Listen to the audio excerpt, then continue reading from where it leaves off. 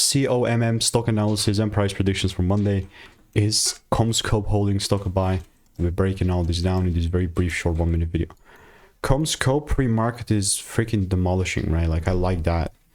Close at 780, now we're freaking 1151 and it's 4:42 a.m. Eastern time. I myself have done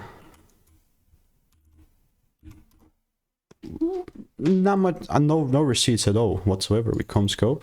Doesn't matter that much though, like, cause if I look at it, now I know we're gonna be opening like crazy high, so I'm gonna be ready for that. This whole thing is like its own demand zone, and I just hope I see little pull downs, so I can then, you know, double down and take it up if I want to.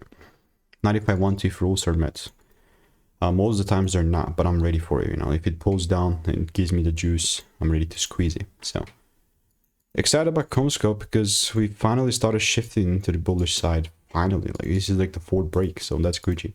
If you want to stay tuned and get my money making, you know, insights for free, click the first link in the description, and I'll see you in the next one. Goodbye.